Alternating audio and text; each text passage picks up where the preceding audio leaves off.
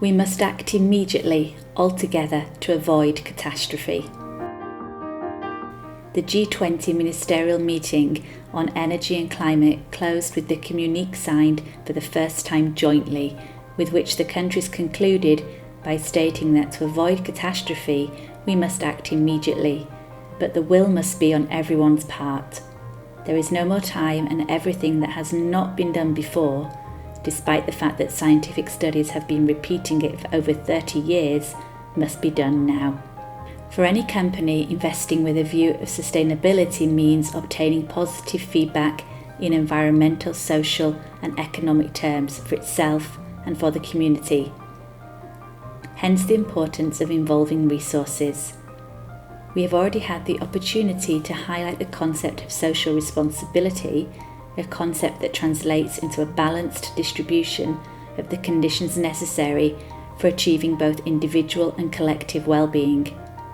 To achieve the result, it is essential for the company to draw up a code of ethics and individual agreements according to Law Number 81/2017 on remote working.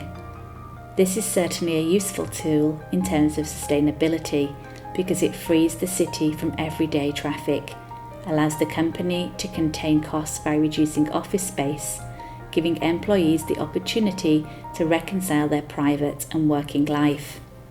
The individual agreements are intended to regulate the modalities of work performance according to the different situations, but also to require remote workers to comply with all the actions that workers are obliged to respect when they are in the office. Therefore, if remote working is useful once or twice a week to reduce traffic and the emission of carbon dioxide and other greenhouse gases, companies must consider the mobility of employees even when they have to go to the workplace. On this point, the mobility manager will have an increasingly important role, a figure that had already been introduced in the past and that has now become mandatory with the Legislative Decree No. 34/2020 converted into Law No. 77/2020. However, returning to the guidelines, surely no result can be achieved except through constant awareness raising.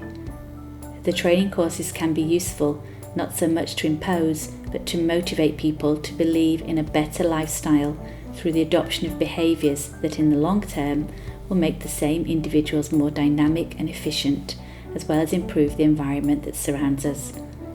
Maria Paola Ravetta Arici, lawyer.